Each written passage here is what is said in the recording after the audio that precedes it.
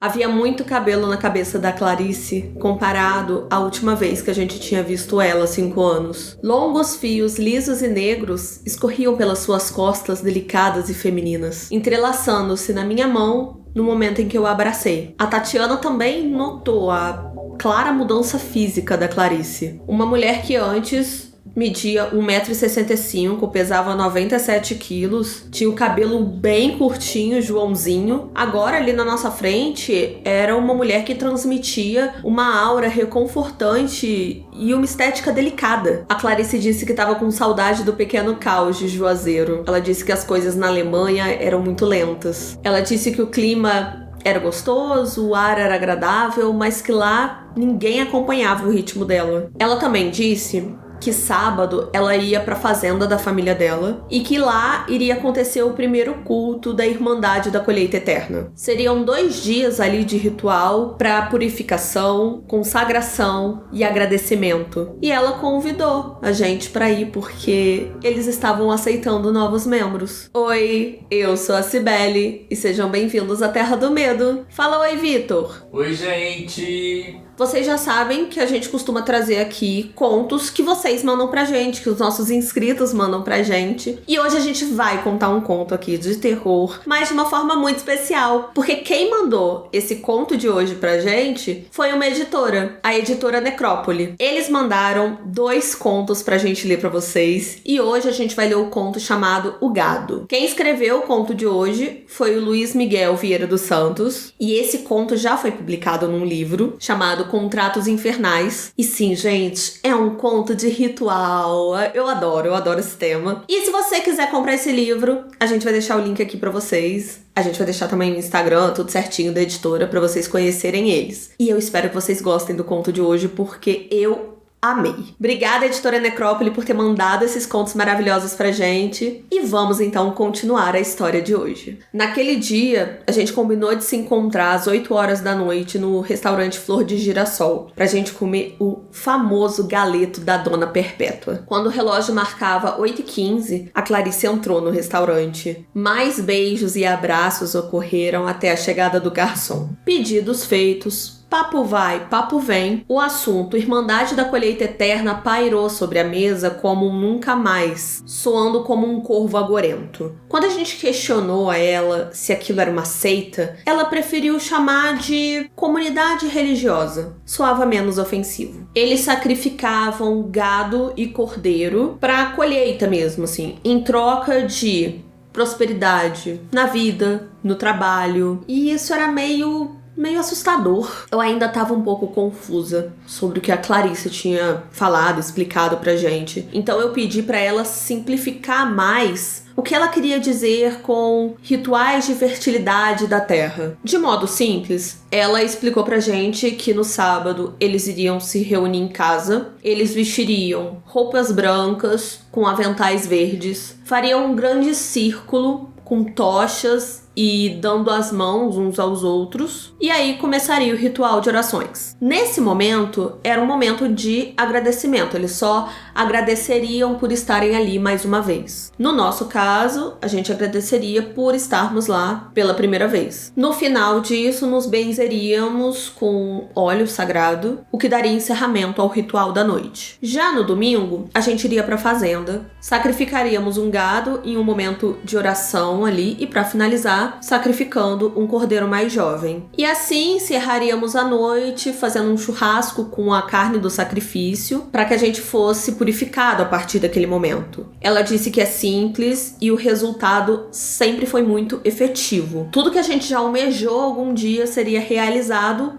instantaneamente. A Clarice passou 5 anos sem pisar no Ceará e quando ela volta, ela convida a gente para basicamente um churrasco de graça, mas ao mesmo tempo eu fiquei meio desconfiada com aquilo tudo, porque quando a esmola é muito, o santo desconfia. Nós sorrimos umas pras outras e a gente ficou ali batendo papo, jogando conversa fora, até a gente ser expulsa pela Dona Perpétua, porque segundo ela, aquele horário, 00:30, já era hora de criança tá dormindo. No sábado, 10 horas da noite, eu e Tatiana tocamos a campainha da chácara dos pais da Clarice e fomos atendidas pela própria. A Clarice nunca foi de ficar dando beijo, abraço. Pelo menos ela não era assim quando foi embora. Mas agora que ela voltou, parecia que ela tava amando fazer isso. Chegado o momento do ritual de agradecimento, tudo ocorreu exatamente como a Clarice tinha descrito. Mas o que ela não tinha falado é que tudo aquilo poderia ser uma experiência estranha e assustadora. No jardim dos fundos da chácara tinha cerca de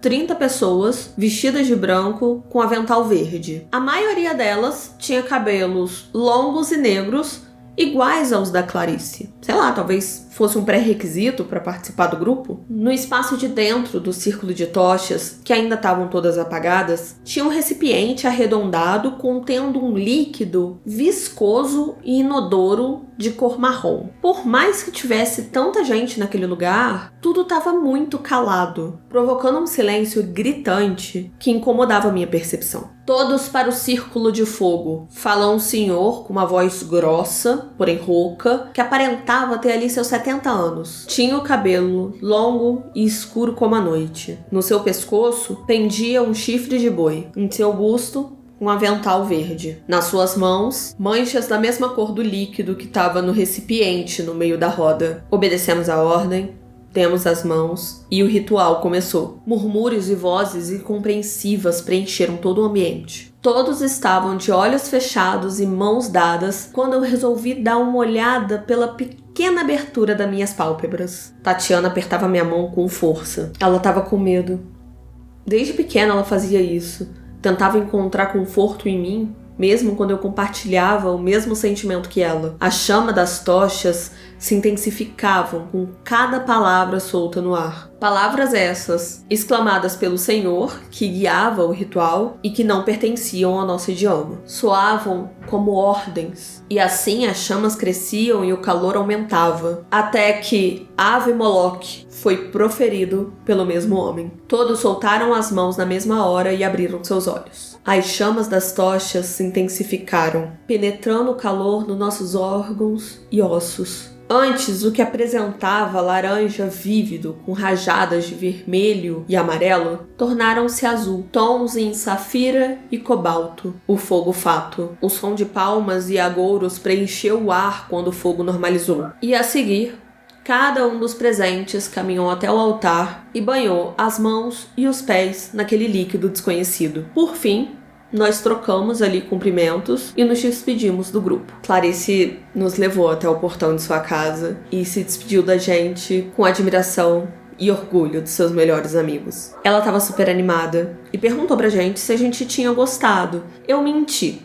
Eu falei pra ela que era diferente do que a gente estava esperando, diferente do que a gente já viu, mas que tínhamos gostado. Mas na verdade aquilo tinha me incomodado do início ao fim. Uma sensação de medo pairava no ar, sabe? Me deixando com uma pulga atrás da orelha o tempo todo. Infelizmente não deu tempo de segurar a língua da Tatiana para repensar no segundo dia. Até porque o segundo dia era o dia do churrasco e ela tava super ansiosa. Ela tinha passado a semana inteira falando disso. Então concordamos em sair dali no dia seguinte, às 6 horas da manhã. Abraçamos a Clarice novamente.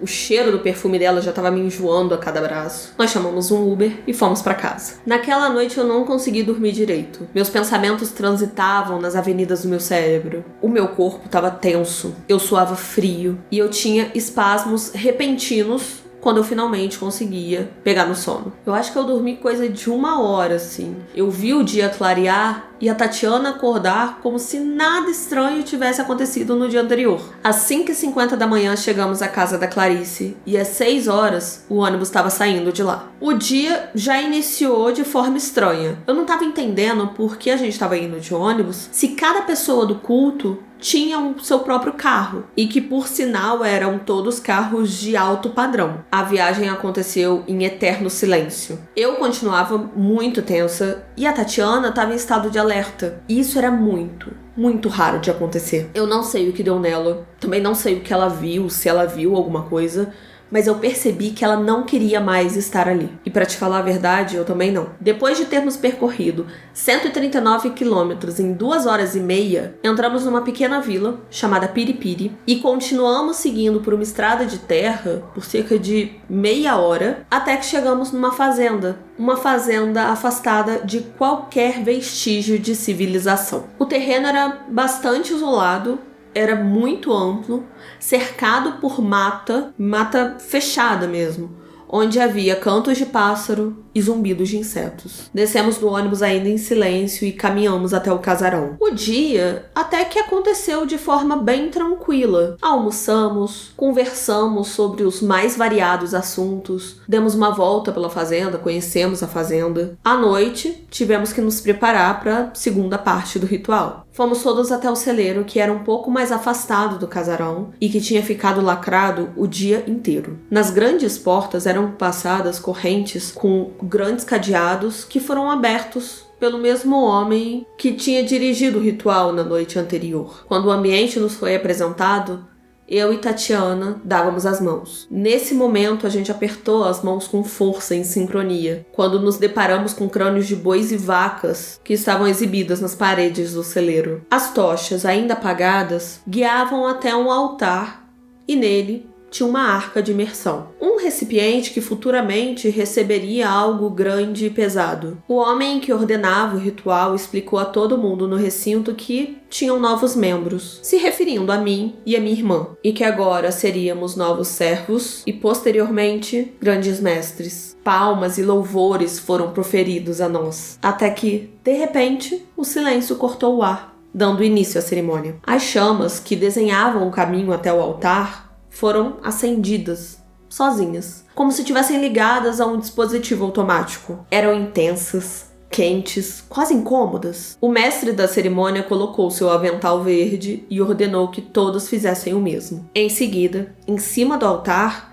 ele ergueu um dos crânios de boi com chifres enormes e colocou na sua cabeça, dizendo Ave Moloch. Todos no recinto repetiram Ave Moloch. Tatiana apertou minha mão mais uma vez, olhando dentro dos meus olhos. Eu senti que a única coisa que nós duas queríamos naquele momento era sair dali o quanto antes, voltar correndo para casa. Mas o velho proferiu com sua voz agorenta: traga para mim o meu gado. Eu não conseguia distinguir o que os meus olhos estavam vendo. Carregado por uma corda, aquela criatura inumana caminhava de 4 em direção ao altar. Aparentemente aquele ser era um homem, que teve parte das suas pernas amputadas um pouco abaixo do joelho. Nas suas mãos não tinham dedos, só a palma. No seu torso, um manto de couro de vaca o cobria, um trabalho desleixado que revelava uma imundície de sangue, lama e sebo. O homem pesava cerca de 150 quilos. Ele usava uma cueca de couro seco de um animal não identificável. Ela apertava o quadril da coisa, dividindo o seu corpo no meio. O fedor que exalava do seu corpo era nauseante, ácido, tal qual um cadáver em decomposição, ou então um chiqueiro de porcos, um curral de homens. Aquilo que os meus olhos captavam não era humano, muito menos animal. A besta possuía em sua face um focinho de gado, que dava pra ver que foi costurado às pressas, bem como as orelhas e a tentativa de colocar um chifre amarrado à cabeça da coisa. Gruindos dilacerados soavam do focinho do bicho, gemidos de dor, mugidos da coisa gado. Passadas curtas eram realizadas por aquele ser, intercalada com momentos de descanso para lamber as mãos e livrar-as dos tapurus e das formigas. A caminhada foi eterna até aquela coisa entrar na arca de imersão. Calmo e silenciosamente, o mestre da cerimônia arrodeou ao encontro da cabeça do ser. Tirou do bolso do avental uma lâmina enferrujada, ergueu-a no ar, colocou a língua da criatura para fora e cravou a lâmina no órgão rosé, no qual imediatamente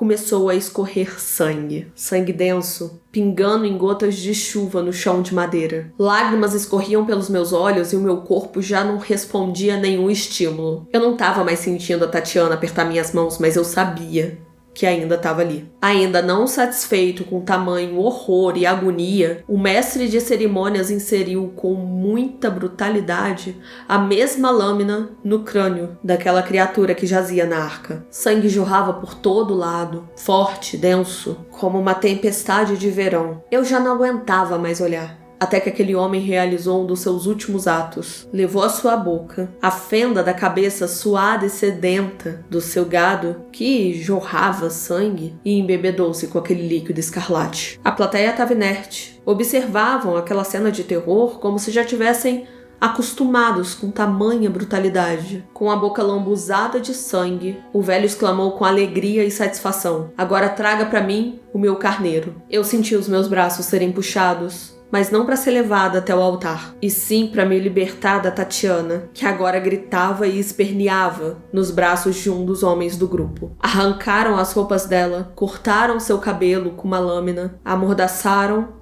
e cortaram seus dedos um por um, e fizeram o mesmo com suas pernas. Levaram ela para a arca de imersão e a degolaram. A mim não restou o que fazer. Eu só me rendi aos discípulos e deixei eles me transformarem em oferenda. Do meu rosto, eu já não me lembro mais. Da minha curiosidade, carrego um fardo. E em breve, essas serão as únicas e últimas memórias desse maldito gado.